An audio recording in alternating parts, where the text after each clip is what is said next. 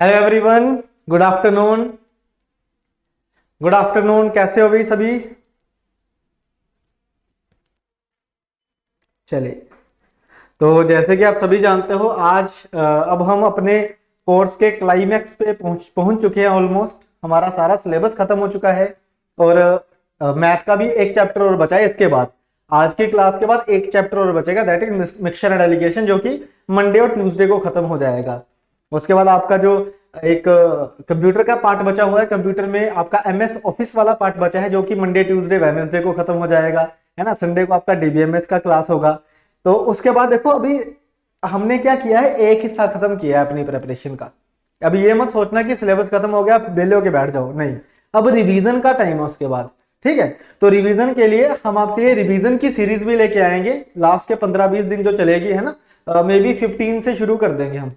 15 of June से 15 से 30 तक 15 दिन की एक कॉम्प्रिहेंसिव एक रिवीजन सीरीज आएगी, जिसमें सभी टीचर 4-4 5-5 घंटे की आपकी क्लास लेंगे और आपको प्रॉपर रिवाइज करवाएंगे हर एक चीज।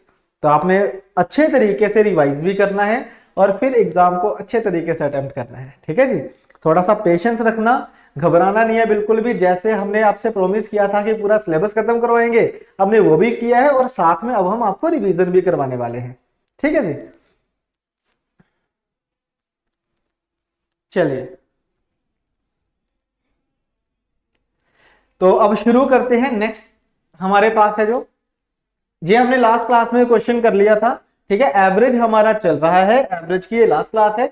अब हम नेक्स्ट कंपोनेंट पे आएंगे और ये नेक्स्ट हमारा जो टॉपिक है उसको समझना, मतलब एवरेज टॉपिक का आगे जो सब टॉपिक है। इस क्वेश्चन को अगर आप ध्यान से पढ़ते हो तो इसमें क्या लिखा हुआ है कि the average of 11 numbers is 30, out of them average of first 6 numbers is 32 and the average of last 6 numbers is 29। तो आपसे पूछा गया what is the middle number, ठीक है। What is the middle number, तो मिडल नंबर आपसे पूछा गया है। तो ये जो सवाल होता है बेसिकली ये रहता है ओवरलैपिंग कंसेप्ट के ऊपर, ओवरलैपिंग कंसेप्ट के ऊपर। तो इसमें ना बड़े सिंपल सिंपल सवाल हैं, तो सिंपल वाले मैं करूंगा, मुश्किल वाले मैं आपको दूंगा करने के लिए, ठीक है। तो पहले सिंपल वाले समझ लो क्या कह रहा है वो। आपको क्या बोल दिया कि टोटल वी हैव 11 नंबर्स।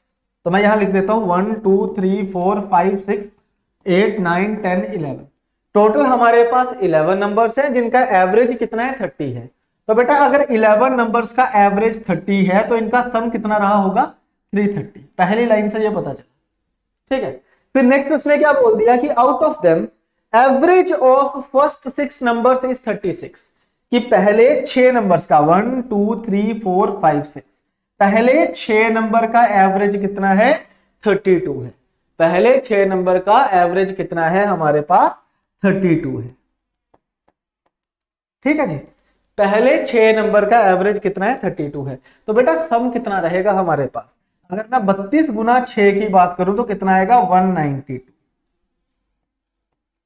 कितना आएगा जी, 192 आएगा। उसके बाद उसने क्या बोला कि लास्ट के 6 नंबर का एवरेज कितना है, 29। लास्ट के 6 नंबर का एवरेज कितना है, 29। 1 2 3 4 5 6। तो 29 इंटू 6 हम करेंगे इज इक्वल टू 174। कितना आ गया हमारे पास, 174 आ गया। अब आपसे पूछा गया है कि बताओ मिडल नंबर कितना होगा। अब देखो, अगर मैं मिडल नंबर की बात करूंगा तो वो पहले 6 नंबर्स में भी आ रहा था, लास्ट के 6 नंबर्स में भी आ रहा था, मतलब ये नंबर ओवरलैपिंग कर रहा है दोनों में, ठीक है। दोनों में आ रहा है मतलब ये नंबर ओवरलैप कर रहा है। तो इस नंबर की मुझे वैल्यू कैसे निकालनी है, मैं क्या करूंगा, इन दोनों को ऐड करूंगा। इन दोनों को मैं ऐड करूंगा, चलो ऐड करके देखते हैं। 19 + 17 36, 366 आ गया। तो ये जो 366 आया है ये सम किसके बराबर है, ये इन 11 नंबर्स का सम है, प्लस ये जो सेंटर वाला नंबर है, मिडल वाला नंबर है, 2 बार काउंट किया गया है। इसमें भी काउंटेड है, इसमें भी है, 2 बार काउंट किया गया है। तो अगर मैं इसमें से ये टोटल अगर मैं माइनस कर देता हूं, 11 नंबर्स का टोटल अगर मैं माइनस कर देता हूं, तो पीछे जो मेरे पास बचेगा वो क्या होगा बच्चे, मिडल नंबर होगा। वो क्या होगा, मिडल नंबर होगा। अब ये मिडल नंबर क्यों है, क्योंकि ये जो 366 है ना, ये 11 नंबर्स का सम है प्लस मिडल नंबर है। क्योंकि मिडल नंबर एक बार पूरे 11 नंबर्स में आएगा और एक बार जो एक्स्ट्रा आया है, एक्स्ट्रा कहां से आया, पहले इस 6 में काउंट हुआ, फिर लास्ट वाले 6 में काउंट हुआ, तो 2 बार आया था ना। तो एक बार पूरे नंबर्स में काउंट हो गया और एक बार एक्स्ट्रा आया है। और इसीलिए उस एक्स्ट्रा की वैल्यू कितनी है 36। मुझे बताइए ये सवाल आपको समझ आया, ये कंसेप्ट आपको समझ पता चला भाई? जल्दी से कमेंट करके बताओ कि क्या आपको ये कंसेप्ट समझ आ चुका है। बहुत अच्छी बात है अगर समझ आ गया है। अब इसका शॉर्टकट देख लो कैसे करना है, क्योंकि देखो 11 नंबर है तो लिखना आसान है। अगर 11 की जगह पे 1100 नंबर होते हैं तो बड़ी दिक्कत हो जाती है ना, बड़ा दिक्कत हो जाती है फिर तो शॉर्टकट भी समझ आना चाहिए आपको। अब कहा गया है कि 11 नंबर्स का जो एवरेज है वो हमारे पास है 30। ठीक है, फिर अब क्या बोल दिया कि पहले 6 नंबर, फर्स्ट 6 नंबर्स का जो एवरेज है वो कितना है हमारे पास 32। ठीक है, फिर आपको कह दिया कि लास्ट के 6 नंबर्स का जो एवरेज है वो कितना है 29। तो मैंने ऐसे यहां लिखा। अब ऑब्वियस सी बात है, क्वेश्चन को देख के पता लगना चाहिए कि ये ओवरलैपिंग वाला कंसेप्ट है। क्यों? क्योंकि पहले 6 नंबर बाद के 6 नंबर कितने हो गए टोटल 12, लेकिन नंबर्स कितने हैं 11 है। तो इसका मतलब जो मिडिल वाला नंबर है वो ओवरलैप कर रहा है, 2 बार आ रहा है। ठीक है, तो उस केस में करना कैसे है ध्यान से समझना। हम देखेंगे सिर्फ एवरेज को। ओरिजिनल एवरेज कितनी है 30। ओरिजिनल एवरेज कितनी है 30। पहले 6 नंबर्स की एवरेज कितनी है 32। मतलब पहले 6 नंबर की एवरेज ओरिजिनल एवरेज से कितनी ज्यादा है, +2 ज्यादा है। ये तो आपको समझ आ गया होगा ना भाई कि ओरिजिनल एवरेज तो 30 है 11 नंबर्स की, बट पहले 6 नंबर्स की एवरेज कितनी है 32 है। तो मतलब पहले 6 नंबर की एवरेज बाकियों से, ओरिजिनल एवरेज से 2 ज्यादा है। तो 6 नंबर की एवरेज 2 ज्यादा, तो सम कितना ज्यादा होगा, इंटू 6 करके आएगा भाई। सम कितना ज्यादा हो जाएगा भाई, एवरेज 2 तो सम कितना होगा, एवरेज इंटू नंबर्स, नंबर्स कितने हैं 6 है, 6 गुना 2 12 है। ऐसे ही अगर आपको मैं कहूं कि जो लास्ट के 6 नंबर हैं उनकी एवरेज ओरिजिनल एवरेज से कितना कम है, 1 30 है, और लास्ट के 6 नंबर्स की एवरेज कितनी है 29। तो एवरेज कितनी कम हुई, -1। कम है तो -1, तो सम कितना माइनस हो जाएगा। तो सम की अगर हम बात करें तो 6 नंबर का सम कितना हो जाएगा, -6 होगा कि नहीं, -6 होगा। माइनस में क्यों लिखा है, क्योंकि बेटा एवरेज कम है। 30 में से 1 माइनस करोगे तब 29 बनेगा। कम है तो माइनस, और अगर प्लस है तो प्लस करेंगे। ठीक है, तो ओवरऑल अगर आप देखोगे तो सब में क्या चीज आ रही है, अगर मैं इन दोनों का टोटल देखता हूं तो प्लस का 12 है, माइनस का 6 है। तो ओवरऑल रिजल्ट क्या बना मेरे पास, प्लस का 6। ओवरऑल मेरे पास रिजल्ट क्या बना है, प्लस का 6। तो बेटा जो मिडल नंबर रहेगा, जो मिडल टर्म रहेगी या मिडल नंबर जो रहेगा वो क्या रहेगा, ओरिजिनल एवरेज। और यहां पे जो भी बनेगा, अगर प्लस है तो प्लस लिख दो, माइनस है तो माइनस लिख दो। आंसर कितना आएगा 36। प्लस है तो प्लस लिखेंगे, और अगर माइनस है तो माइनस लिख देंगे। आंसर कितना कितना आ जाएगा 36। इससे क्या है, कैलकुलेशन कुछ नहीं है, कोई कैलकुलेशन नहीं है, बस मैंने लिखा और आंसर निकाल दिया।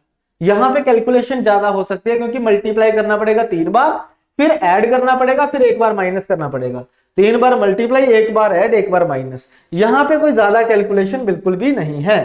ठीक है, एक सवाल और करेंगे, आपका कंसेप्ट बिल्कुल क्लियर हो जाएगा, फिर मैं आपको दूंगा क्वेश्चन करने के लिए। नेक्स्ट क्वेश्चन देखो क्या लिखा हुआ है कि भाई 15 नंबर्स हैं, 15 नंबर्स हैं जिनको समझ आ गया वो सॉल्व करना। ठीक है, 15 नंबर्स हैं जिनका एवरेज कितना है हमारे पास 20। फिर आपको क्या बोल दिया गया कि पहले 8 नंबर का एवरेज कितना है, पहले जो 8 नंबर्स हैं उनका एवरेज कितना है 21। फिर लास्ट के जो 8 नंबर्स हैं उनका एवरेज कितना है 18। लास्ट के का नंबर कितना है 18। आपसे पूछा गया है मिडल टर्म क्या रही होगी, तो मिडल टर्म बच्चे हमने निकालनी है। तो चेक ऐसे ही करेंगे कि ओरिजिनल एवरेज के साथ पहले 8 नंबर्स का एवरेज 1 ज्यादा है, 1 ज्यादा है ना। तो 8 नंबर्स का कितना ज्यादा हो जाएगा, इंटू 8, तो प्लस का 8 आ गया। ठीक है, लास्ट के 8 नंबर देखें तो ओरिजिनल एवरेज से एवरेज 2 कम है, तो 8 नंबर्स का सम कितना हो जाएगा -16। इनका टोटल कितना बनेगा बेटा, प्लस का 8 माइनस का 16, तो टोटल कितना बनेगा -8। टोटल कितना बनेगा -8। तो मिडल टर्म क्या आ जाएगी, जो एवरेज है वो लिखो, और यहां पे अगर -8 है तो माइनस लिखो। प्लस होगा तो प्लस करेंगे, माइनस होगा तो माइनस करेंगे। ठीक है, प्लस होगा तो प्लस करेंगे, माइनस होगा तो माइनस करेंगे। बताइए बच्चे समझ आया, बताइए भाई समझ आया सभी को। 12 आप सबने आंसर किया है, बहुत अच्छी बात है, शाबाश। अब एक सवाल आपने करना है, ठीक है।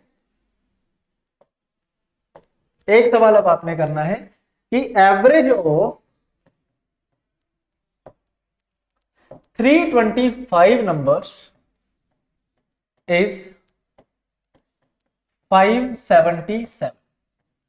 325 नंबर्स की और जो एवरेज है वो 577 है। उसके बाद average of first 163 numbers, average of 163 numbers is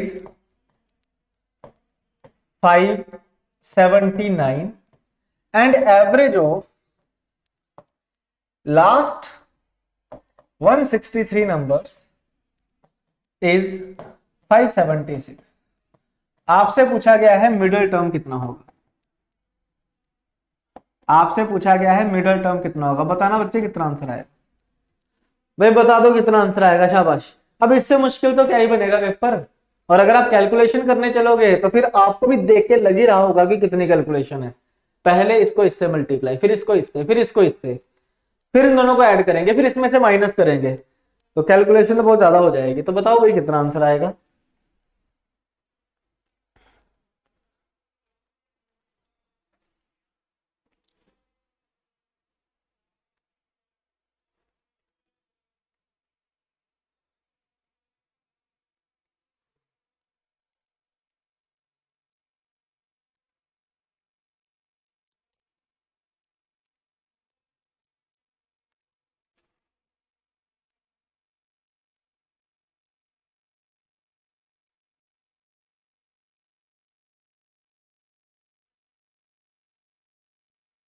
आपका एग्जाम कैसे होगा, सुबह 9:30 बजे एओ का पेपर होगा पहले, फिर उसी दिन दोपहर को 2 बजे एपीएफसी का पेपर होगा। पेपर एक ही दिन होने वाला है, ठीक है। अब इसका आंसर बताइए कितना आएगा, शाबाश। बाकी जो नई टेस्ट सीरीज है ना, उसका पहला टेस्ट इसी मंडे को है, जो नई टेस्ट सीरीज है। और टाइमिंग क्या रहेगी, एक 9:30 से लेके 11:30 बजे तक, एक रहेगा 2 से 4। अब मैं यूट्यूब का टाइम टेबल भी उसी तरीके से बनाऊंगा कि जो 9:30 से 11:30 का टाइम है इसमें आपकी कोई क्लास ना हो, और जो 2 से 4 का टाइम है उसमें आपकी कोई क्लास ना हो। टाइम टेबल अब उस तरीके से बनेगा नेक्स्ट वीक का, ठीक है। जितने भी ईपीएफओ की आप तैयारी कर रहे हो उस हिसाब से मैं बनाने वाला हूं। तो 2 टेस्ट होंगे आपके।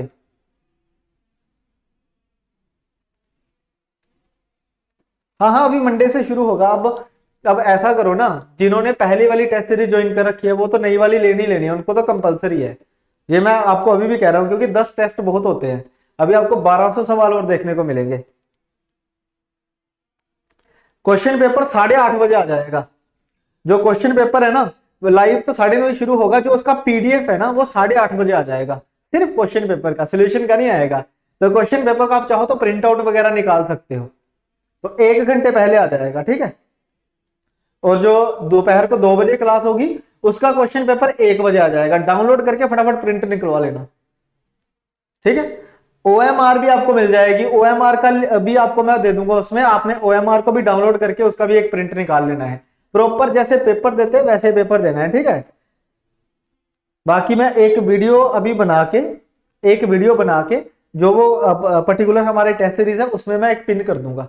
आप उस वीडियो को देख लेना अच्छे तरीके से, आपको पता चल जाएगा कि टेस्ट को कैसे अटेम्प्ट करना है, क्या तरीका रहेगा हमारा, पूरा तरीका, ठीक है। चलो भाई, अरुण खरे दे तो दिया तुम्हारा आंसर। इसका आंसर कैसे आएगा, देखो पहले 163 नंबर्स की एवरेज 2 से इंक्रीज हुई है ना। तो सम कितना होगा, +2 इंटू 163, ठीक है। उसके बाद लास्ट के 163 नंबर्स की एवरेज 1 से कम हुई है, तो सम क्या होगा, -1 इंटू 163। तो भाई ये डबल है और ये सिंगल है, तो रिजल्ट कितना बचेगा, 163 प्लस का बचेगा कि नहीं। 2 इंटू 163 में से 1 इंटू 163 अगर माइनस करोगे तो 163 बचेगा। तो मिडिल टर्म कैसे निकलेगी, 577 प्लस 163। देखो कितने आसान तरीके से निकल गया सवाल, देखो कितना आसानी से निकल गया। ऐड करना है जी, 5 और 3 10, 1 58 और 16 कितना होता है, 74। आंसर आएगा 740, आंसर आएगा 740।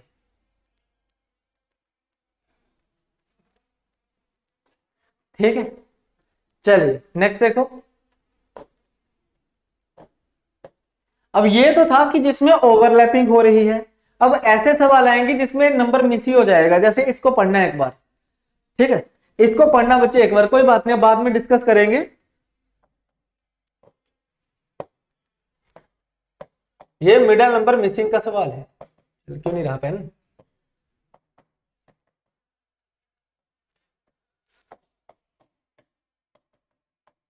इसमें मिडिल नंबर आपको मिस दिखेगा। जैसे एग्जांपल देखिएगा, ये सवाल क्या कह रहा है कि 9 नंबर्स का एवरेज कितना है 18। 9 नंबर है मेरे पास, एवरेज कितना है 18 है। फिर आपको क्या बोल दिया, out of them the average of first 4 numbers is 17 and the average of last 4 numbers is 20। पहले 4 नंबर का एवरेज 17 है और अगले 4 का 20 है। तो 9 नंबर में ऐसे लिखूंगा 1 2 3 4 5 6 7 8 9, ठीक है। और इन 9 नंबर्स का एवरेज कितना है 18, सम कितना हो जाएगा 162, ठीक है। उसके बाद पहले 4 नंबर्स का एवरेज कितना है 17 है, तो पहले 4 नंबर का एवरेज कितना हो गया 70, सम कितना हो गया 68, ठीक है। अब लास्ट के 4 नंबर्स का एवरेज कितना था हमारे पास 20, सम कितना हो जाएगा 80। तो अब कैसे निकलेगा, ये मिडिल नंबर बचा है ना।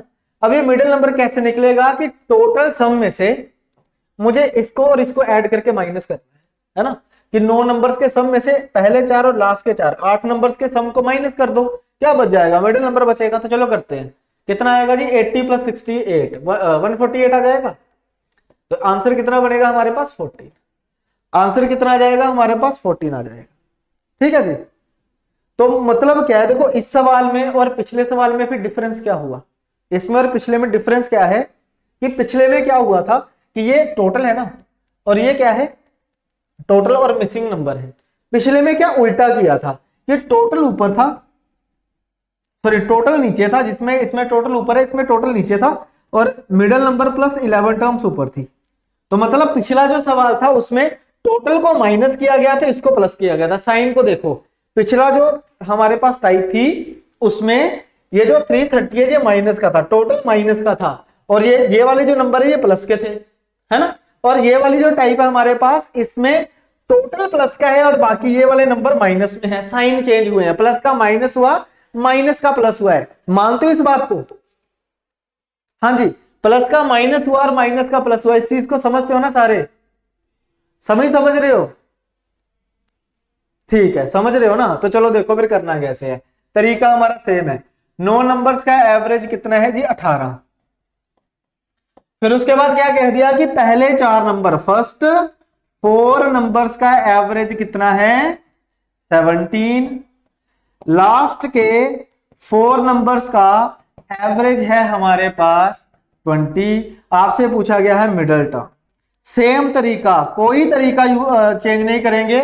देखो पहले 4 नंबर्स की एवरेज 1 से डिक्रीज हुई, तो ओवरऑल कितना सम डिक्रीज होगा माइनस का 4, क्योंकि 4 नंबर है। फिर नेक्स्ट के जो 4 नंबर है उनकी एवरेज +2 हो रही है, तो टोटल कितना हो जाएगा प्लस का 8। टोटल कितना हो जाएगा बच्चे, प्लस का 8 होगा कि नहीं? मानते हो ना इस बात को? तो ओवरऑल क्या हो रहा है +4 हो रहा है। ओवरऑल क्या हो रहा है +4, प्लस का 8 माइनस का 4, ओवरऑल क्या हुआ +4। आपने जस्ट क्या करना है, मिडिल टर्म निकालने के लिए एवरेज, और यहां पे जो साइन होगा उसका उल्टा कर दो, क्योंकि यहां पे भी हुआ था प्लस का माइनस, माइनस का प्लस हुआ था ना। तो यहां पे भी आप क्या करोगे, अगर प्लस का 4 है तो माइनस कर दो, अगर माइनस का 4 होता तो प्लस करते, अगर माइनस का होता तो प्लस करते, और अगर प्लस का है तो क्या करेंगे माइनस करेंगे। हाँ जी बताओ बच्चे, समझ आया सभी को ये? हाँ जी समझ आ गया सभी को? क्लियर है? अगर समझ आ गया तो चलो एक बार वीडियो को लाइक कर दो सभी, फिर अगले सवाल की तरफ बढ़ते हैं। सभी स्टूडेंट एक बार वीडियो को लाइक कर दो।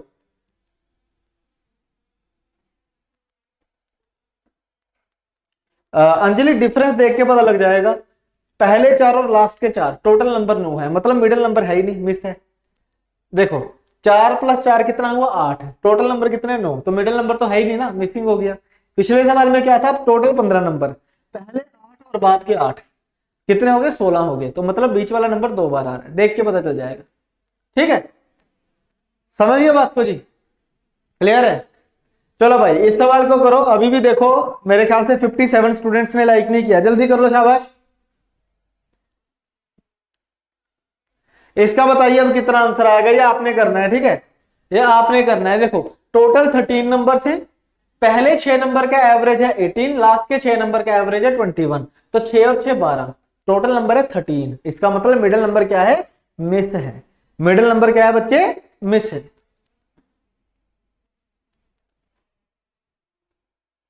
हाँ हो सकता है, देखो ये जो हमारे पास नंबर है ना, यहाँ पे 4 हो सकता था, यहाँ पे कुछ 8 हो सकता था, ये चेंज हो सकते हैं, कोई फर्क नहीं पड़ता है। बस चलो कोई ना, मैं करवाता हूँ, पहले इसको करो, मैं करवाता हूँ वो सवाल, ठीक है। आप पहले सोल्व कर लो, मैं करवा देता हूँ। प्लेलिस्ट बनी हुई है प्रॉपर, ये 43rd क्लास है, इससे पहले 42 क्लासेस हो रखी है। प्लेलिस्ट मिल जाएगी आपको, प्लेलिस्ट में जाइए, वहां पे ईपीएफओ मैथ्स करके होगा।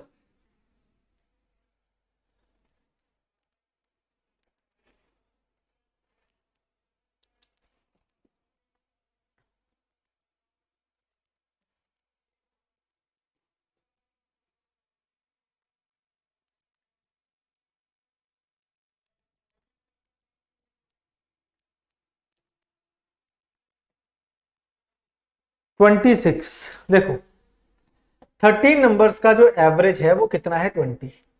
फिर पहले 6 नंबर्स का एवरेज है हमारे पास 18, लास्ट के 6 नंबर्स का एवरेज है जी 21। तो भाई एवरेज कितना कम हो रहा है, 2, 6 नंबर्स का सम कितना हो जाएगा 12, माइनस का, यहाँ पे क्या हो रहा है +1, 6 नंबर का कितना हो जाएगा प्लस का 6, तो ये प्लस का 6 है, ओवरऑल क्या बन रहा है -6। आंसर क्या रहेगा, मिडल अपना एवरेज और माइनस का प्लस कर दोगे, कितना आ जाएगा 26, 26 इसका आंसर होगा, ठीक है। अब एक बच्चे ने जो लिखा था कि अगर कम ज्यादा नंबर हो जाए तो कैसे करेंगे, वो भी देख लो। मान लो अगर ऐसा सवाल आ जाए कि भाई एवरेज ऑफ 27 नंबर्स इज कुछ मान लो 57 है, ठीक है। फिर क्या बोल दिया, average of first 9 numbers is 58 and average of last 17 numbers is 56, ठीक है। 56 कह लो, हाँ 56। आपसे पूछेगा find 10th number, find 10th number. अब मिडिल नंबर थोड़ी पूछेगा आपसे, मिडिल नंबर तो निकाल ही नहीं सकते, अब हम कुछ भी हो सकता है, वो तो 10th नंबर निकाल सकते हैं जो मिस है, पहले 9 नंबर और लास्ट के 17 नंबर, तो बीच में कौन सा नंबर बचा, 10th नंबर बच गया, 10th नंबर बच गया वो, ठीक है। तो वो 10th नंबर आपसे पूछा गया, निकालना कितना आएगा, सम करेंगे तो 9 और 17 कितना होता है, 26 होता है ना, तो 26 नंबर कितने, 27, मतलब ये मिसिंग नंबर वाला क्वेश्चन है, ये क्या है, मिसिंग नंबर वाला पार्ट है। तो करके दिखाना एक बार, मुझे देखना है कि आपके कंसेप्ट क्लियर है इसमें कि नहीं।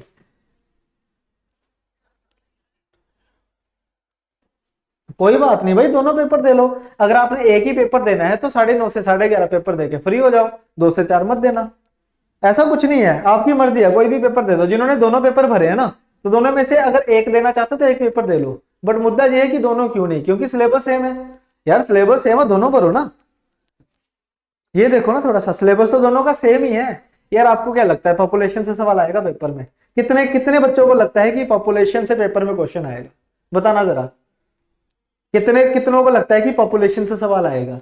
यार पिछली बार पेपर 2016 में हुआ था, उसमें सवाल आए थे 2, क्यों, क्योंकि 2011 में सेंसस हुआ था, 2011 के बाद अभी तक सेंसस नहीं हुआ, पता आपको, 2023 आ गया, अभी तक सेंसस नहीं हुआ। और आपको ये लगता है कि 2011 के सेंसस के ऊपर अभी सवाल आएंगे 2023 में, कभी भी नहीं आएंगे, चेंज हो चुका है ना सारी डेमोग्राफी चेंज हो चुकी है इंडिया की, 11 के सेंसस के ऊपर क्वेश्चन थोड़ी आएंगे। उसके बाद डेवलपमेंट, ग्लोबलाइजेशन इकोनॉमी का पार्ट होता है, ये इकोनॉमी में आपने करा हुआ है, ये ग्लोबलाइजेशन के ऊपर, इंटरनेशनल ट्रेड के ऊपर जो होते हैं वो आपने करा हुआ है, ठीक है। बचा गया इंश्योरेंस, इंश्योरेंस आपने सोशल स्कीम्स में जो इंश्योरेंस के पढ़े हुए हैं वो है, इंडस्ट्रियल रिलेशन में, लेबर लॉस में जो आपने इंश्योरेंस के एक्ट पढ़े हुए हैं वही तो है, सेम है, सिलेबस सारा ऑलमोस्ट सेम है। स्टार्ट के 2 सवाल आएंगे पेपर में, नहीं भी करोगे कोई फर्क नहीं पड़ा, ठीक है।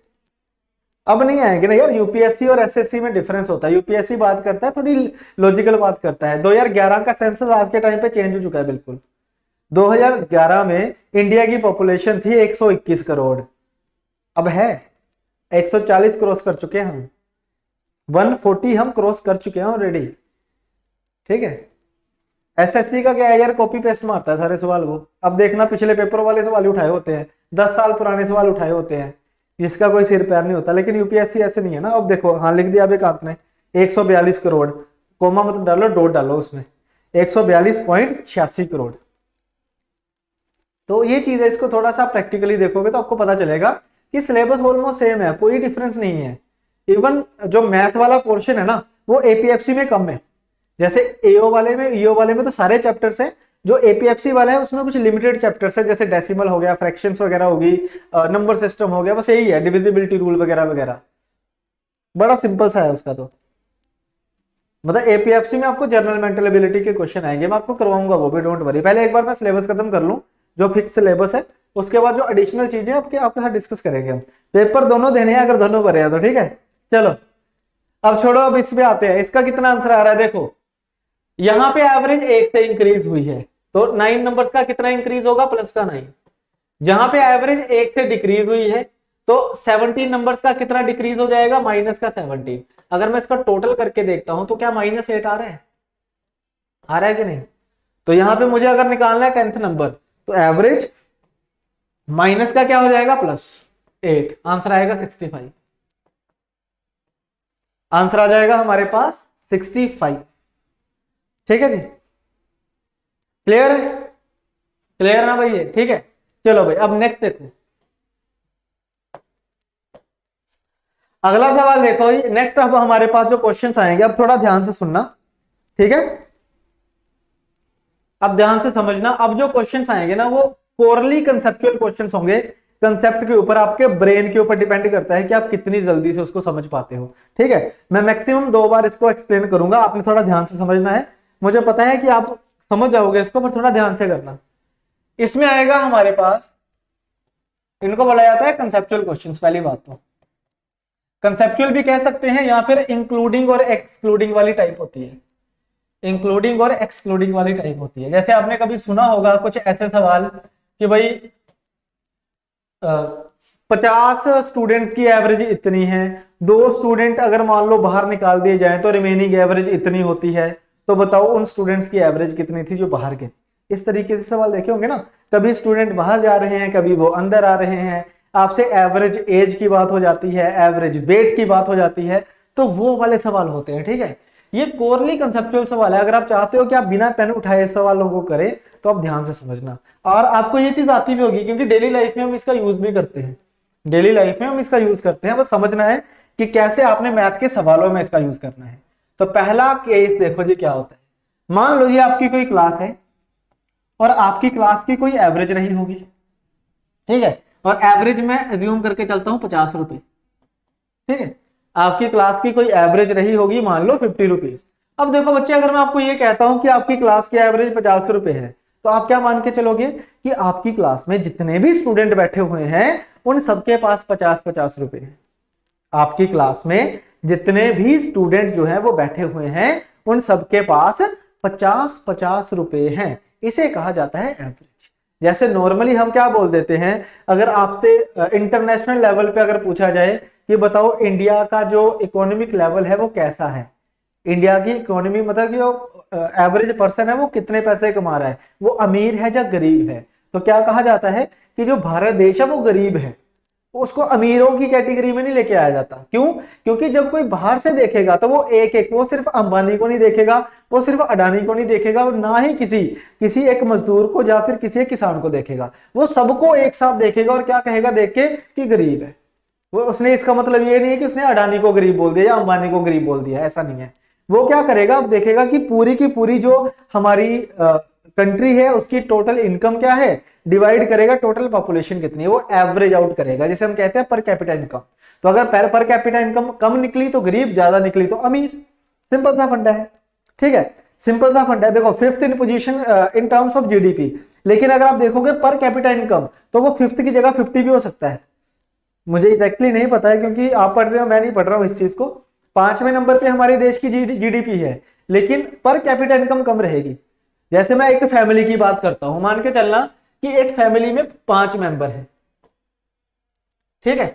और एक फैमिली में मान लो 50 मेंबर है, ठीक है। इस फैमिली की जो इनकम है वो मान लो 5 लाख रुपए है, ठीक है, पर मंथ या पर ईयर।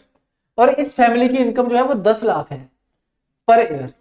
तो इसका मतलब ये नहीं है कि ये अमीर है, इसका मतलब ये बिल्कुल भी नहीं है ये अमीर है। यहाँ पे देखो ये 10 लाख रुपए में 50 लोगों का काम चलेगा, यहाँ पे 5 लाख में 5 लोगों का काम चलेगा, तो पर हेड 1 लाख आएगा। यहाँ पे पर हेड कुछ भी नहीं आएगा, 20,000 रुपए आएंगे बस। तो अमीर कौन हुआ? ये रुपीज, जीडीपी कभी डिसाइड नहीं करती कि कौन सी कंट्री अमीर है कौन सी गरीब है, ये मैं पहले बता दूं, ठीक है। कनाडा भाग रहे हैं ना सारे बाहर, कनाडा जा रहे हैं, ऑस्ट्रेलिया जा रहे हैं, कहीं पता नहीं कहां कहां घूम रहे हैं, उनकी जीडीपी हमसे बहुत कम है, आधी भी नहीं होगी, फिर भी जा रहे हैं ना। क्यों? क्योंकि वो अमीर है। क्यों? क्योंकि पॉपुलेशन कम है, एवरेज आउट किया हुआ है। एवरेज जो है उनकी वो क्या है?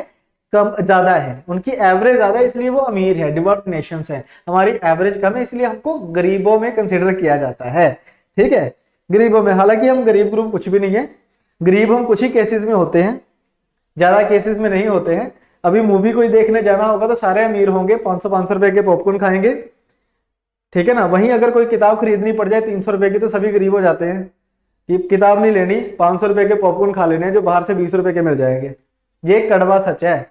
हिंदुस्तान में कोई पैसे नहीं खर्चना चाहता एजुकेशन के ऊपर, लेकिन खर्चा करेंगे अपने कपड़ों के ऊपर, अपने घूमने फिरने के ऊपर, बढ़िया बढ़िया मोबाइल के ऊपर।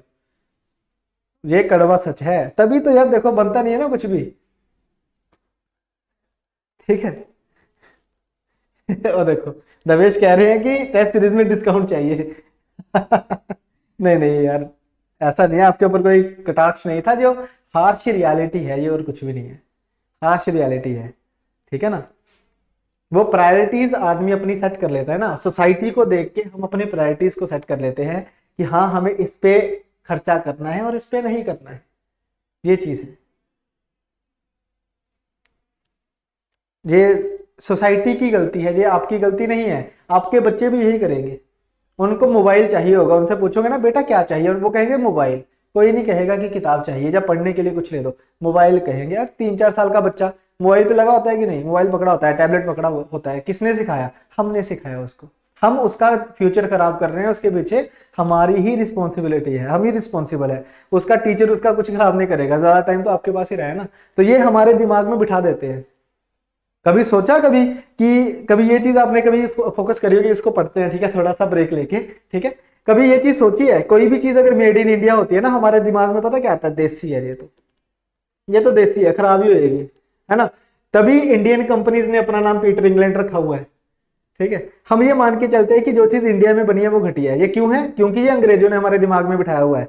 हमारे टाइम पे अंग्रेज तो नहीं है ना, लेकिन फिर भी हमारी मेंटेलिटी ऐसी है कि जो चीज इंपोर्टेड है वो बढ़िया है, जो चीज इंपोर्टेड है वो बढ़िया, चाहे वो पाकिस्तान से इंपोर्ट क्यों ना हुई हो, वो बढ़िया है।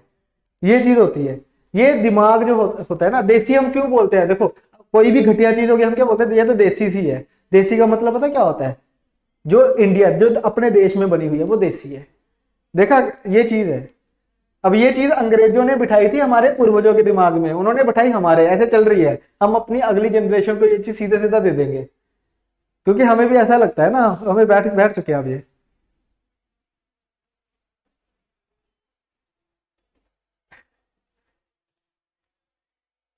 ठीक है, चलो। इसीलिए तो जो इंडिया की कंपनीज है वो ग्रो ही नहीं कर पाई, इंडिया की कंपनीज ग्रो ही नहीं कर पाई। आप खुद देखो ना, आपके पास जो मोबाइल फोन्स हैं, आप में से कितने लोग ऐसे हैं जिनके पास इंडियन मोबाइल फोन्स हैं? सबके पास चाइनीज होंगे, and you are proud to be Indian, ठीक है। इवन किसी को क्या कहना, मेरे पास खुद चाइनीज है, वन प्लस का, ठीक है। ये जो स्क्रीन, ये जो है पैनल है, ये खुद चाइनीज है। इंडिया की कंपनी को ग्रोथ करने का मौका ही नहीं दिया। कोई कंपनी अगर आती थी, जैसे माइक्रोमैक्स थी, पता नहीं क्या थी, स्टार्टिंग में कोई घटिया प्रोडक्ट बनता है, धीरे धीरे इंप्रूवमेंट होती है, उनको मौका ही नहीं दिया इंप्रूव करने का, बंद हो गए। ये चीज होती है। चलिए बच्चे, अब ये इस पे आ जाओ, इसको समझते हैं। हमने यहाँ पे क्या देखा कि जो वैल्यू है वो डिसाइड नहीं करती है कि कोई चीज ज्यादा होगी या कम होगी। ऐसे ही इसी क्लास में मैंने आपको बोला कि आपकी क्लास की एवरेज क्या है? 50। तो इसका मतलब क्या है कि आप सबके पास 50-50 रुपए हैं। अब हो सकता है कि किसी के पास 5 लाख हो सकता है किसी के पास 0 हो, या किसी के पास 2 रुपए हो। अगर मैंने कहा कि एवरेज 50 है तो 50 है, सबके पास 50-50। ऐसे ही अगर आपको मैं ये कहूं कि एक स्टूडेंट बाहर जा रहा है, ये एरो बाहर की तरफ है, इसका मतलब क्या है कि एक स्टूडेंट जो है वो बाहर की तरफ जा रहा है, तो जब वो बाहर जाएगा, जब वो स्टूडेंट बाहर जाएगा, मान लो अगर वो एवरेज लेके बाहर गया, एवरेज का मतलब क्या है कि वो 50 रुपए लेके बाहर गया, और आपसे अगर मैं पूछूं कि जो रिमेनिंग क्लास है, जो रिमेनिंग क्लास बची उसके बाहर जाने के बाद, उसके एवरेज को बाहर ले जाने के बाद जो रिमेनिंग क्लास बची है उसका एवरेज क्या होगा? हाँ जी बच्चे, कितना एवरेज आएगा? कितना एवरेज आएगा? चलिए बताइए बच्चे, कितना आंसर आएगा? रिमेनिंग क्लास का एवरेज क्या रहेगा? सेम रहेगा। वेरी गुड, क्या रहेगा? सेम। क्यों? क्योंकि जो बाहर गया वो अपने पैसे लेके गया, किसी का लेके थोड़ी गया। मान लो मैंने आप सबको 50-50 रुपए बांट लिए, ठीक है, तो आपकी एवरेज क्या होगी? 50 रुपए होगी। एक स्टूडेंट 50 रुपए लेके बाहर चला जाए तो एवरेज पे कोई चेंज थोड़ी आएगा। आपके पास तो 50 रुपए ही है ना अभी भी, तो कोई चेंज नहीं आएगा, एवरेज क्या रहेगी? सेम। उसी तरीके से मान लो आपकी क्लास को कोई बच्चा ज्वाइन करता है और जितनी आपकी एवरेज है वो उतने ही पैसे लेके आया है, मतलब एवरेज लेके ही वो आपको ज्वाइन करता है, तो उससे क्या होगा? जो नई क्लास बनेगी उसकी एवरेज में क्या चेंज आएगा? जो नई एवरेज बनेगी उससे क्या चेंज आएगा भाई? वो भी क्या रहेगी? सेम रहेगी। बिल्कुल, वो भी क्या रहेगी? सेम रहेगी। पहला कंसेप्ट हमारे पास यही था कि अगर कोई किसी ग्रुप में इंट्रोड्यूस होता है या छोड़ के जाता है, इंक्लूड करता है अपने आप को या एक्सक्लूड करता है, अगर वो एवरेज लेके आए या फिर एवरेज लेके जाए, उससे हमारी क्लास के ऊपर कोई भी इफेक्ट नहीं पड़ता है, उससे हमारी क्लास के ऊपर कोई भी इफेक्ट नहीं पड़ेगा। ठीक है, अब इफेक्ट कैसे पड़ेगा वो देखो। सेकंड केस, मान के चलो आपकी क्लास की कोई एवरेज है, ये आपकी क्लास है और आपकी क्लास की कोई एवरेज है, ठीक है। अब एक स्टूडेंट ना छोड़ के चला गया क्लास को, एक स्टूडेंट क्लास को छोड़ के चला गया और वो क्या करता है? एवरेज से ज्यादा पैसे लेके गया। प्लस का मतलब क्या है? ज्यादा पैसे लेके गया, एवरेज से ज्यादा पैसे लेके चला गया। अब बताइए जो रिमेनिंग क्लास है उसका एवरेज में क्या रहेगा चेंज? रिमेनिंग क्लास की एवरेज में क्या चेंज आएगा?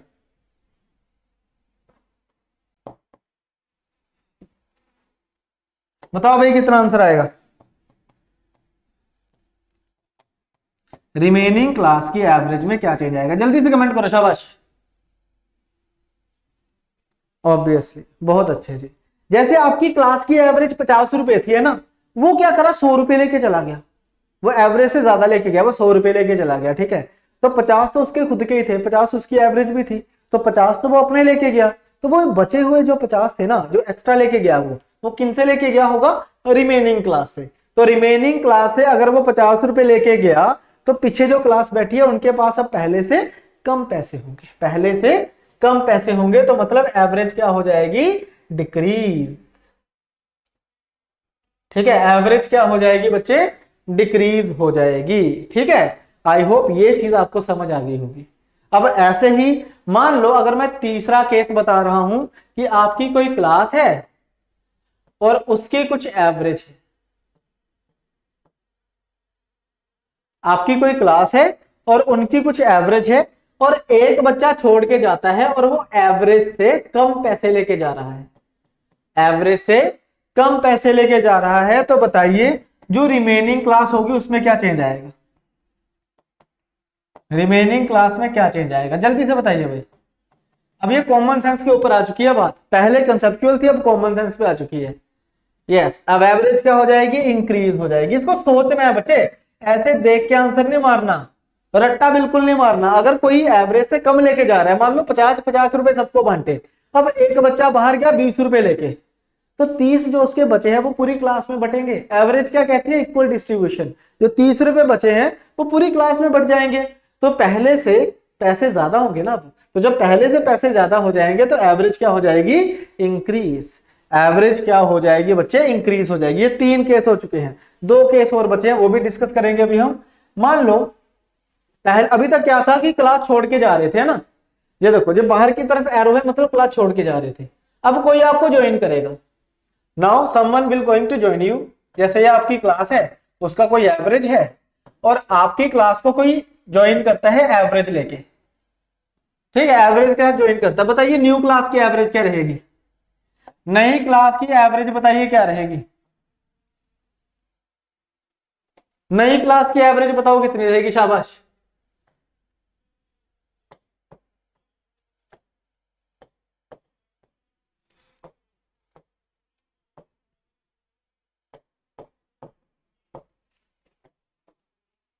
सेम रहेगी, वेरी गुड, सेम रहेगी, सेम रहेगी, गुड गुड गुड।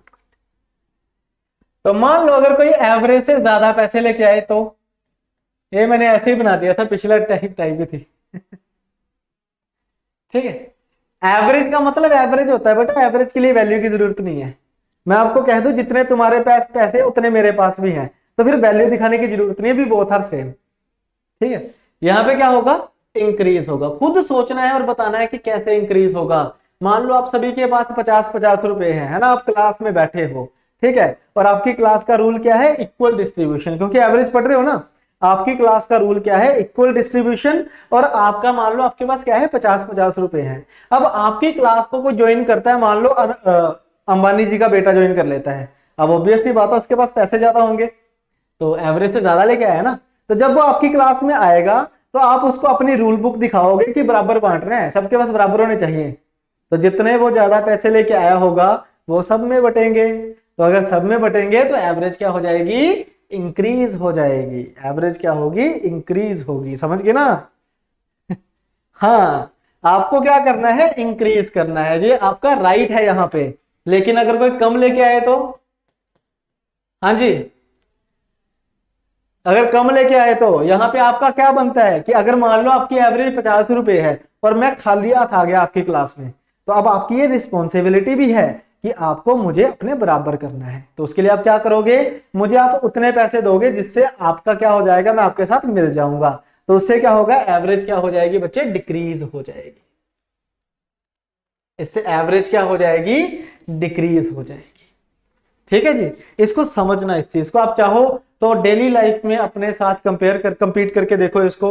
आपका कोई अच्छा दोस्त जो है जिसके पास पैसे ज्यादा हो, अगर वो आपके साथ हो तो ऑटोमेटिकली आपका लाइफ स्टाइल इंक्रीज हो जाता है ना, कि पेट्रोल का खर्चा वो खुद दे देगा, गाड़ी उसकी, खाना उसका, हम सिर्फ खाएंगे, है ना। और ये एग्जांपल है कि चलो कि कोई आपका दोस्त है, मान लो वो फाइनेंशियली इतना स्ट्रांग नहीं है, तो अगर वो आपके साथ जाता है तो आप क्या करते हो, उसका खर्चा कर देते हो। तो उससे क्या होता है कि जो आपने ज्यादा करना था आपका कम हो जाएगा, लेकिन उसका ऊपर आप बराबर कर लेते हो उसको। तो इससे क्या हो जाता है, एवरेज डिक्रीज। तो इस तरीके से समझो, ठीक है जी। चलो भाई, अब नेक्स्ट क्वेश्चंस के ऊपर आएंगे। ये तो हो गए 5 कंसेप्ट। अब इन 5 कंसेप्ट्स को हमने क्वेश्चंस में कैसे इंप्लीमेंट करना है वो समझने वाली थोड़ी चीज है, तो ध्यान से समझना। पहला सवाल देखो आपकी स्क्रीन के ऊपर है, इसमें क्या बोला गया है, the average age of 24 boys and there teacher is 15 years.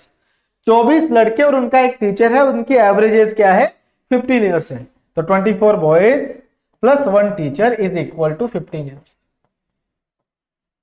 फिर आपको क्या बोल दिया कि when the teacher's age is excluded the average age is decreased by 1 year।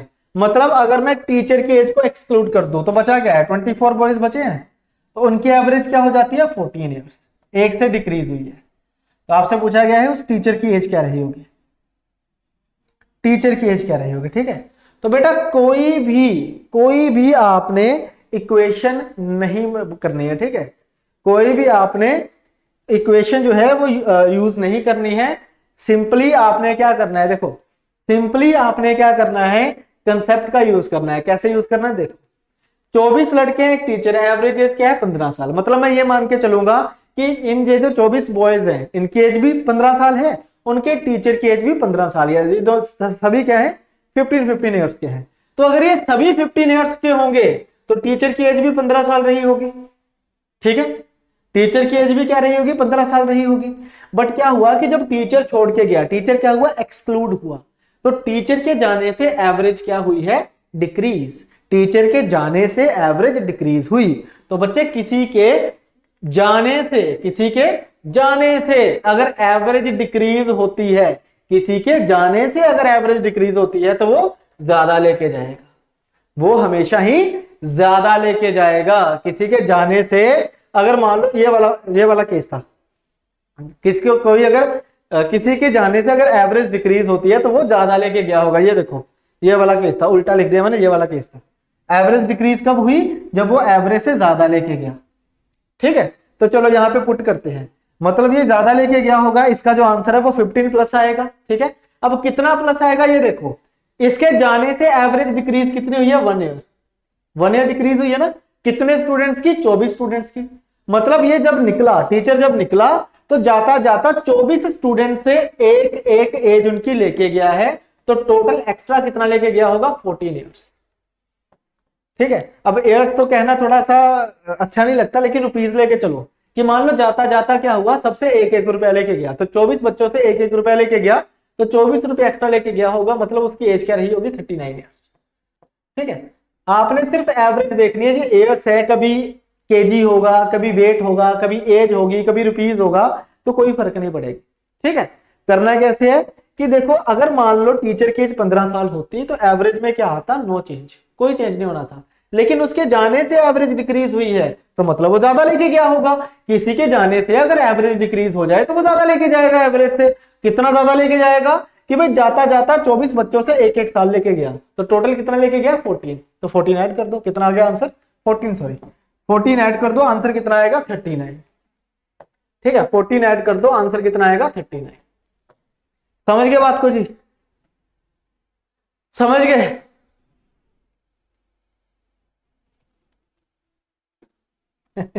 मेरे दोस्तों पैसे होने पर भी मुझसे खर्चा करवा देते हैं यार, यही तो दोस्त होते हैं।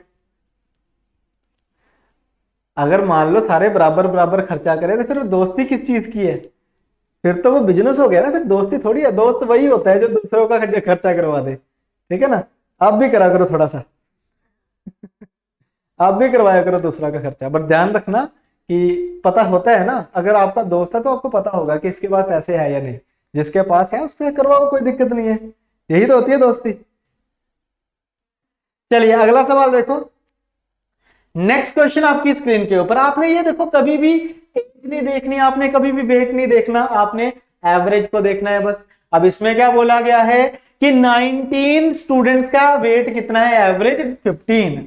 19 स्टूडेंट्स हैं, उनका एवरेज कितना है? 15 है। इसको केजी लिखने की कोई आवश्यकता नहीं है, ऐसे लिख दो।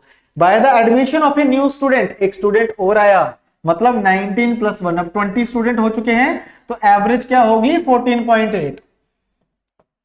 14.8। तो आपसे पूछा गया है कि इस नए स्टूडेंट का एवरेज कितना है। ठीक है बेटा, जब भी कभी ऐसा सवाल आए ना, आप देखो किसी के आने से एवरेज कम हुई, किसी के आने से एवरेज क्या हुई है? कम हुई है, तो ज्यादा लेके आया कम? बताओ जी। हाँ जी, बताओ भाई फटाफट। एवरेज क्या क्या होगा? कम लेके आया होगा वो। ठीक है, किससे? एवरेज से, मतलब आंसर 15 से कम होगा। आंसर 15 से कम होगा। अब कितना कम होगा ये देखो, इस स्टूडेंट के आने से एवरेज डिक्रीज हुई है 0.2, 0.2। कितने स्टूडेंट्स की? 20 स्टूडेंट्स की। ये भी आ गया ना इसमें, तो इसके आने के बाद एवरेज कम हुई थी, तो 0.2 से कम हुई है 20 स्टूडेंट्स की, तो टोटल कितना कम लेके आया होगा फिर वो? 4। 0.2 इंटू 20 कितना होता है? 4 होता है। तो उस स्टूडेंट का वेट क्या रहा होगा? 11 केजी। उस स्टूडेंट का वेट क्या रहा होगा? 11 केजी। ये चीज होती है बच्चे, ये होता है कंसेप्ट, कोई कैलकुलेशन नहीं है, बिल्कुल आराम से सवाल निकलेगा आपका। ठीक है, अगला सवाल देखो, एक और बड़ा अच्छा सवाल है जी।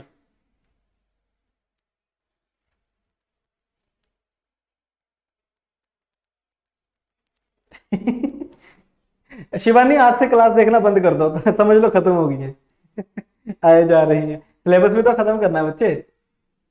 यूपीएससी की तैयारी कर रहे हो, थोड़ा सा पेशेंस भी तो रखो यार। ये तो हमने बड़ा जल्दी सिलेबस खत्म करवा दिया, 6 महीने लग जाते हैं खत्म होने में। ये तो समय कम था ना, तो 3 महीने में हमने 4 क्लासेस रख के करवाया खत्म। चलो ठीक है, अब नेक्स्ट क्वेश्चन ट्राई करोगे एक बार? ट्राई करोगे एक बार?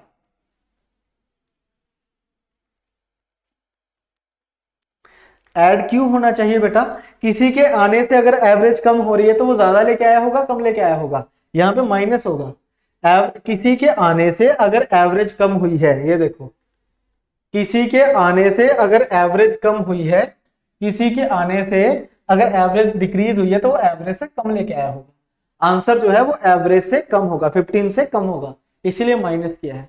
तो माइनस करना है या प्लस करना है वो कंसेप्चुअल क्लैरिटी के ऊपर डिपेंड करता है, ठीक है, जो कि निकल चुकी है अब। वो 5 कंसेप्ट हमेशा ध्यान रखने हैं।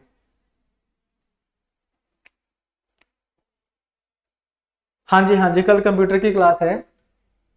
नहीं भाई, ऐसे सवाल नहीं आएंगे, मैं आपको सिर्फ कंसेप्ट सिखा रहा हूं। देखो एक चीज मैं आपको बता दूं, मैं कभी भी आपको ये नहीं कहूंगा कि मेरा करवाया हुआ पेपर में डायरेक्ट आएगा, लेकिन हाँ जब आपका पेपर होगा तो जब मैं पेपर सॉल्व करवाऊंगा ना, आपको ये बता दूंगा कि ये कंसेप्ट मैंने आपको करवाया हुआ है। देखो सिंपल सी बात है, यूपीएससी हर बार नए सवाल बनाता है और वो कभी भी स्ट्रेट फॉरवर्ड क्वेश्चन नहीं देता है, लेकिन कंसेप्ट उसमें सारे यूज होते हैं। कंसेप्ट उसमें वही यूज होंगे जो मैंने आपको करवाए होंगे, ठीक है ना। मैथ की 2 क्लासेस और लगेंगी, खत्म हो जाएगा जी, लास्ट टॉपिक और बचा हुआ है। चलिए अब अगला सवाल देखो, इसको कैसे करेंगे हम। देखो the average of 30 numbers is 20। 30 numbers का एवरेज जो है वो क्या है, 20 है। 30 नंबर्स का एवरेज क्या है, 20 है।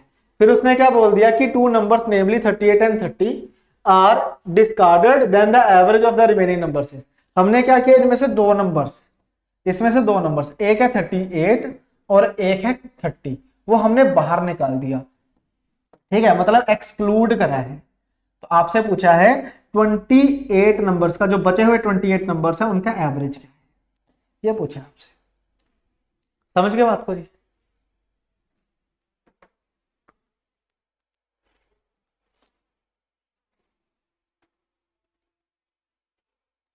नहीं भाई, मेरे सवाल में कोई गड़बड़ नहीं है दीपशिका, मुझे लगता है मैंने सारा ठीक करा है, देख लो एक बार। 14 ही है, 14 ही है, बाकी पता नहीं। अच्छा 24 होगा, 24 होगा, ठीक है, हाँ गड़बड़ है, ये मेरे ख्याल से पहले ठीक था, बाद में गलत कर दिया था मैंने। ये 14 नहीं आएगा, 24 आएगा, हाँ जी। ये लो जी, ऐसे होगा ना। 24 बच्चों से 24 रुपए लेके गया होगा 39, ठीक है। चलो थैंक यू वेरी मच, गड़बड़ हुई थी, ठीक है।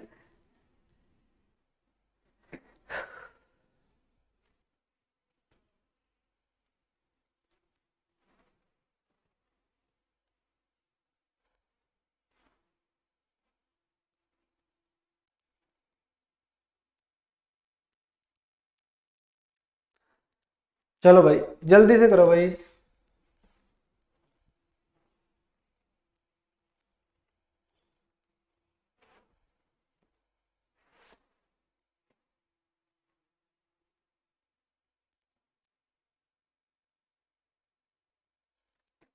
कितना आंसर आएगा जल्दी से देखो। अब देखो बच्चे, 2 नंबर है, एक 38 निकाला, एक 30 निकाला, ठीक है। अब मैं आपको ये कह रहा हूं कि इन 28 नंबर्स का एवरेज 20 ही होता, इन 28 नंबर्स का एवरेज 20 ही रहना था, कोई चेंज नहीं होना था। अगर यहां ये वाला नंबर भी अगर 20 होता और ये वाला नंबर भी अगर 20 होता तो, एम आई राइट, है ना। मतलब ये जो 2 नंबर निकाले, अगर ये 20-20 लेके ही बाहर जाते तो एवरेज 20 की 20 ही रहती, बिल्कुल चेंज नहीं होता, ठीक है। बट ये क्या करा, इसने 18 ज्यादा लेके गया है और दूसरा नंबर 10 ज्यादा लेके गया है, तो टोटल कितना ज्यादा लेके गए हैं, ये 28, है ना। एक्स्ट्रा कितना बाहर गए हैं, 28। मतलब देखो अगर ये दोनों 20-20 बाहर जाते तो एवरेज क्या रहती, नो चेंज। बट हुआ क्या है कि ये 18 एक्स्ट्रा लेके गया, ये 10 एक्स्ट्रा लेके गया, तो टोटल बाहर कितना गया है, एक्स्ट्रा 28। तो ये 28 किन में से गया होगा बाहर, ये अपनी एवरेज लेके तो चले गए, एक्स्ट्रा 28 लेके गए इन 28 नंबर्स का, इन बचे हुए 28 नंबर्स का। तो एक नंबर से कितना लेके गए होंगे फिर, 1 रुपया। एक नंबर से कितना लेके गए होंगे, 1 रुपया। तो एक नंबर से अगर वो 1 लेके जाएंगे तो वो यहाँ पे माइनस हो जाएगा, तो मतलब बचे हुए नंबर्स का एवरेज कितना बचेगा, 19। मतलब जो उनके पास पहले 20-20 थे, अब एक एक तो वो ले गए जाते जाते, तो बचा कितना, 19। तो 19 हमारा क्या होगा, आंसर होगा। क्लियर भाई साहब।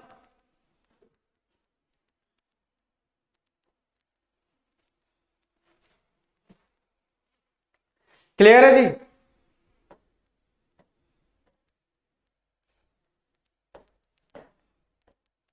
ठीक है, चलो भाई अगला सवाल देखो, ये भी इसकी तरह ही है, इसको ट्राई करो एक बार, अगर नहीं निकला तो मैं करवाऊंगा, सेम तरह का क्वेश्चन है, इसको मैं अच्छे तरीके से रिपीट कर दूंगा, ठीक है जी। क्लास दोबारा देख लेना। जी मैंने कंसेप्ट शुरू करवाने से पहले बोल दिया था कि कोर कंसेप्चुअल क्वेश्चन अगर पहले ध्यान से नहीं समझा तो बाद में समझ नहीं आएगा। तब आपने बात समझी नहीं थी मेरी, लगता है तब आपने समझी नहीं थी मेरी बात, है ना।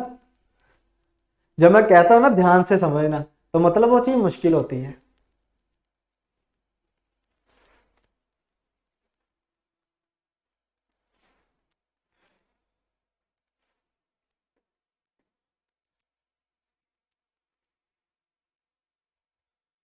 अरे प्रेशर कुछ नहीं होता यार, एग्जाम का प्रेशर कुछ नहीं होता है। प्रेशर लेने से क्या होगा, अच्छा परफॉर्म नहीं कर पाओगे और फेल हो जाओगे। एक चीज याद रखो, जिंदगी में कुछ क्लैरिटी आपको होनी चाहिए। एग्जाम की दो सैंपल स्पेस कितने होते हैं, दो। या आप पास हो जाओगे या आप फेल हो जाओगे। मुझे बस एक चीज बता दो कि अगर स्ट्रेस लेने से, प्रेशर लेने से, ठीक है, और भी जो होता है डिप्रेशन में आने से, ये जो वर्ड ज्यादातर स्टूडेंट यूज करते हैं, इन तीनों में से किसी से भी अगर आप पास हो सकते हो तो मैं कहूंगा आपसे कि स्ट्रेस ज्यादा से ज्यादा लेना, प्रेशर ज्यादा से ज्यादा लेना, डिप्रेशन में ज्यादा से ज्यादा रहो। ठीक है, तो हो सके तो गोलियां भी खा लो डिप्रेशन वाली, जिससे और ज्यादा डिप्रेशन हो जाए, अगर पास हो सकते हो तो। लेकिन ये तीनों चीजें आपकी परफॉर्मेंस के ऊपर इफेक्ट डालती है। मतलब जिस टाइम में, जो टाइम आप अपना प्रेशर में आके या स्ट्रेस में रह के या डिप्रेशन में रह के वेस्ट करोगे ना, वो आपकी परफॉर्मेंस के ऊपर इफेक्ट डालेगी। देखो स्ट्रेस सबको होती है, एग्जाम की स्ट्रेस जो है वो सबको होती है। क्या क्लास में आने से पहले मुझे स्ट्रेस नहीं होता कि क्लास लेनी है मुझे? लेकिन क्या आपको एक बार भी मेरे फेस के ऊपर दिखी हो वो स्ट्रेस? मेरे मेरे मेरे ऊपर कितना स्ट्रेस है कि मुझे सिलेबस खत्म करना है, पर कभी देखी फेस के ऊपर?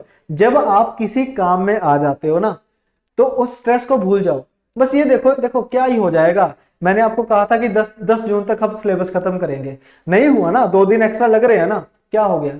कोई बात नहीं, कोई बात नहीं। अगर मैं उस चीज का स्ट्रेस लेता रहूंगा तो क्लास में वो परफॉर्मेंस दे ही नहीं पाऊंगा जो आप मुझसे एक्सपेक्ट करते हो। वही चीज यहाँ पे है, जो पेपर की डिमांड है वो आप मीट ही नहीं करा पाओगे अगर ये तीनों चीजें आपके साथ रहेंगी तो। देखो अगर आपकी तैयारी अच्छी है तो आप पास हो जाओगे, अगर नहीं अच्छी है तो कुछ नई चीज सीखोगे, एटलीस्ट एक्सपीरियंस सीखोगे कि पेपर कैसे देते हैं, अगली बार कर लोगे यार, कोई दिक्कत नहीं है। ठीक है, ऐसा आपके ऊपर कोई डंडा नहीं है कि हाँ भी आपको ये पेपर क्लियर करना है नहीं तो आपको फांसी पे लगा दिया जाएगा, ऐसा कुछ नहीं है ना।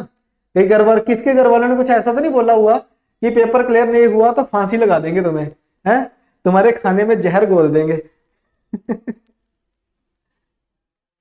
आज आज स्लॉट नहीं है भाई, आज मैं बात किसी से भी नहीं कर पाऊंगा, आज बहुत ज्यादा हेक्टिक है, मेरा टाइम ही नहीं है मेरे पास।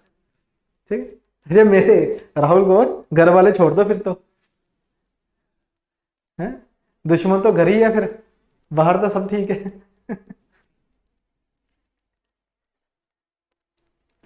चांसेस कम हो जाते हैं तनु, ऐसा नहीं होगा कि क्लियर नहीं हो पाएगा, लेकिन चांसेस बहुत कम हो जाते हैं।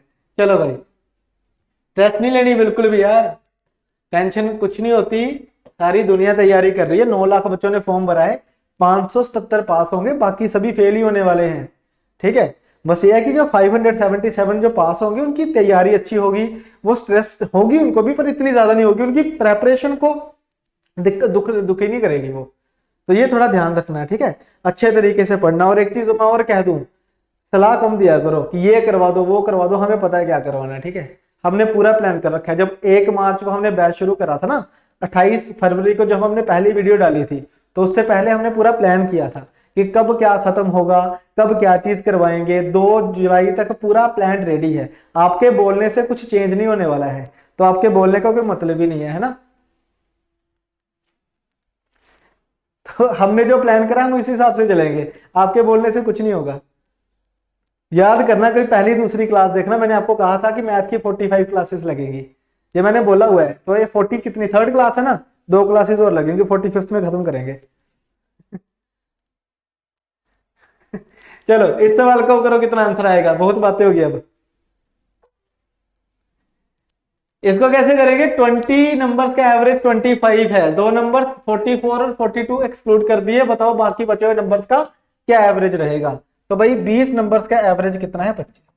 मैं कह रहा हूं कि जो 2 नंबर निकाले हैं, अगर वो 25-25 निकल जाते, 25-25 से निकल जाते इंस्टेड ऑफ 44-42, तो एवरेज क्या रहता, 18 नंबर्स का एवरेज भी क्या रहना था, 25 भी रहना था। बट नंबर ज्यादा निकले हैं, कितने ज्यादा, निकलने चाहिए था 50, निकला कितना है 86, तो एक्स्ट्रा कितना गया है 36। तो ये जो 36 एक्स्ट्रा गया है ना, ये 18 नंबर्स में से गया होगा, तो पर हेड कितना डिक्रीज होगा 2। तो पर हेड जो डिक्रीज होता है वही होती है एवरेज। पर हेड जो डिक्रीज होता है वही होती है बेटा हमारी एवरेज। 23 इस सवाल का क्या रहेगा, उत्तर रहेगा। 23 इस क्वेश्चन का आंसर रहेगा। ठीक है, नेक्स्ट क्वेश्चन। अब थोड़ी इजी सवाल है, पेन उठाने की जरूरत नहीं है अगर आप समझ जाओगे तो। बस आप सबकी दुआओं से, आपके प्यार से हुए हैं जी 160 के। हो गए क्या, मैंने देखा नहीं था।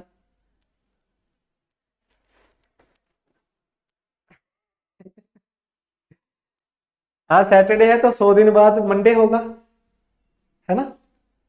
7 से डिवाइड करके जो रिमाइंडर आता है उसको ऐड कर दो आज के दिन में, मंडे होगा ना।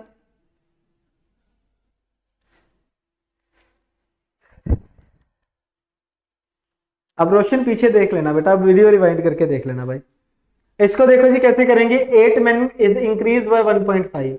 जो 8 मैन है ना, उनका एवरेज कह रहा है 1.5 से बढ़ता है जब 65 केजी का एक पर्सन को एक दूसरे पर्सन के साथ रिप्लेस किया जाता है। ठीक है, अब एवरेज 1.5 से बढ़ने का मतलब क्या है, अब रिप्लेस हो रहा है तो बंदे 8 ही रहेंगे। तो 1.5 केजी अगर एवरेज बढ़ रहा है तो सम कितना बढ़ेगा, मल्टीप्लाई कर दें 8 इंटू 1.5, सम कितना बढ़ जाएगा 12 केजी। ठीक है, मतलब जो नया बंदा आएगा उसका पिछले वाले आदमी के कंपैरिजन में 12 किलो वेट क्या होगा, ज्यादा होगा। 12 केजी वेट क्या होगा, ज्यादा होगा। आपसे पूछा है नए मैन का वेट 77 केजी, नए मैन का वेट क्या होगा 77 केजी रहेगा। समझ आ गया सभी को जी। 77 केजी इसका क्या रहेगा, सही उत्तर रहेगा। अगला सवाल देखो। अब इसको आपने करना है भाई, सेम क्वेश्चन है, इसका आंसर आपने करना है। मुझे बताइए कि कितना आंसर होने वाला है इसका। ऑलमोस्ट हमारा एवरेज अब खत्म हो चुका है, तो सेव कर लेता हूं। बस 2-3 सवाल और बचे हैं, जल्दी जल्दी बताइए इसका क्या आंसर होगा।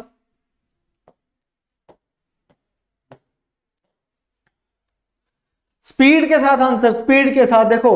8% की एवरेज 2.5 से इंक्रीज हुई, मतलब टोटल 20 किलो वेट इंक्रीज हुआ है। कब, जब 56 केजी वाले बंदे को रिप्लेस किया गया नए बंदे के द्वारा। तो जो जो नया आदमी होगा उसका वेट 20 किलो ज्यादा होगा जी पहले से। 76 केजी आंसर, 76 केजी क्या रहेगा हमारा आंसर रहेगा। सभी भाई आंसर करो और वीडियो को लाइक कर दो। चलो एक बार फिर से जिन्होंने नहीं किया अभी तक। चलो जी नेक्स्ट क्वेश्चन देखो जी। A batsman makes a score of 98 runs in the 19th inning and thus increases his batting average by 4। Batsman क्या करता है, 98 रन स्कोर करता है 19th इनिंग में और उसकी एवरेज जो है वो इंक्रीज हो जाती है 4 से। What is the batting average after 19th inning. आपसे पूछा गया आफ्टर 19th इनिंग उसकी एवरेज क्या रही होगी। जैसे आफ्टर है वैसे बिफोर 19th इनिंग भी पूछ सकता है वो आपसे, बिफोर 19th इनिंग भी आपसे वो पूछा जा सकता है। जैसे अभी टेस्ट चैंपियनशिप का फाइनल चल रहा है तो बैटिंग एवरेज करेंगे हम। पेपर में बैटिंग एवरेज के ऊपर भी सवाल बन सकता है, बॉलिंग एवरेज के ऊपर भी बन सकता है। और यूपीएससी में देखो इस बार बैटिंग एवरेज, बैटिंग वाला सवाल आया हुआ था, वही 4-6 वाला। तो ऐसे सवाल आ सकते हैं पेपर में। ठीक है, चलो भाई।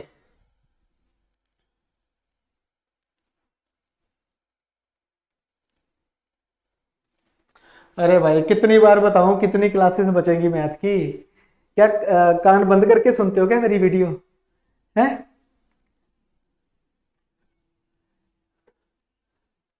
कहाँ रहते हो तुम लोग, कौन सी दुनिया से आए हो भाई। 50 बार बोल दिया मैंने कितनी क्लासेस लगेंगी, कितनी लगेंगी आज की क्लास में। इसका आंसर बताइए कितना होगा। देखो, a batsman makes 98 runs in 19th inning and thus increases his average by 4। Average कितने से 4 होती है, 4 से। आपसे पूछा गया 19th इनिंग के बाद एवरेज क्या रहेगी। तो बच्चे करना कैसे, एवरेज होती क्या है। बैटिंग एवरेज होती है रन्स पर विकेट, रन सॉरी रन्स पर इनिंग, रन्स पर इनिंग।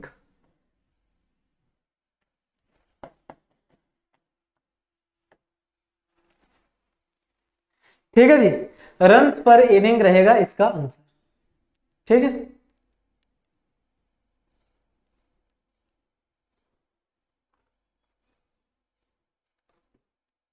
यहां तक समझ आया भाई।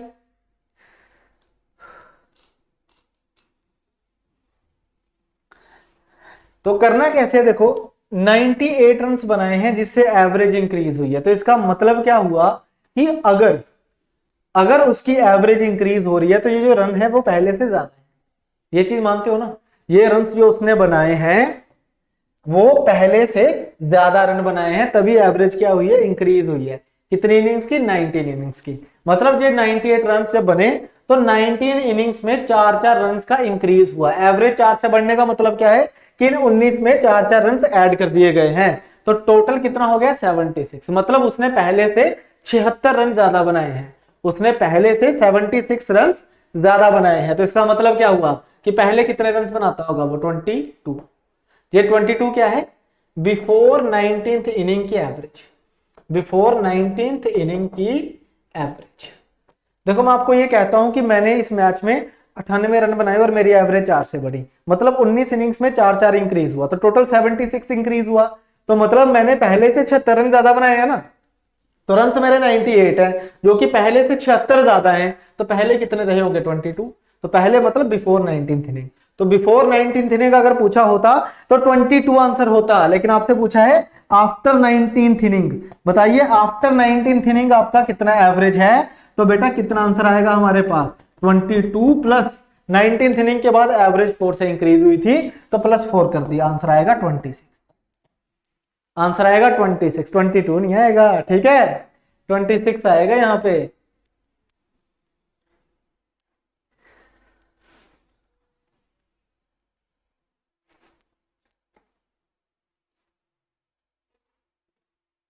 क्लियर। 76 कैसे है, देखो एवरेज 4 से इंक्रीज हुई 19 इनिंग्स की, तो टोटल कितना होगा, average into numbers, average into number, 19 चौका 76। ठीक है, चलो भाई एक सवाल अब आपने करना है, ये लास्ट सवाल है आज की क्लास का, ये आपने करना है, ठीक है। तो कमेंट सेक्शन में आप सभी ने इसका आंसर देना है, बिल्कुल वही सवाल है जो अभी करवा के हटाऊं, कमेंट सेक्शन में आपने इसका आंसर करना है, मैं चेक करूंगा कि कितनों का सही आया है, ठीक है। अच्छे तरीके से करना है इसका रिवीजन। ये पीडीएफ आपको आज ही मिल जाएगी आपके पोर्टल में। इसके अलावा पिछली सारी पीडीएफ जो है अपडेटेड है। इसके साथ साथ आपको मैं एवरेज के 100 एमसीक्यूज आज तो नहीं पॉसिबल हो पाएगा, लेकिन मंडे तक आपको मैं वो भी प्रोवाइड कर दूंगा। कोशिश करूंगा कि आज ही कर दूं, या फिर जितने हो जाएंगे उतने कर दूंगा, ठीक है। बाकी मंडे तक आपको क्वेश्चंस में मिल जाएंगे, तब तक आपने इसको अच्छे से रिवाइज करना है। कल आपकी कंप्यूटर की क्लास भी रहेगी, कंप्यूटर में हम नेक्स्ट पढ़ेंगे अपना, ठीक है। और बाकी मंडे और ट्यूसडे को आपकी 2 क्लासेस में मिक्सचर एंड एलिगेशन खत्म और सिलेबस आपका खत्म हो जाएगा। ओके जी, thank you very much, bye bye, see you in the next class.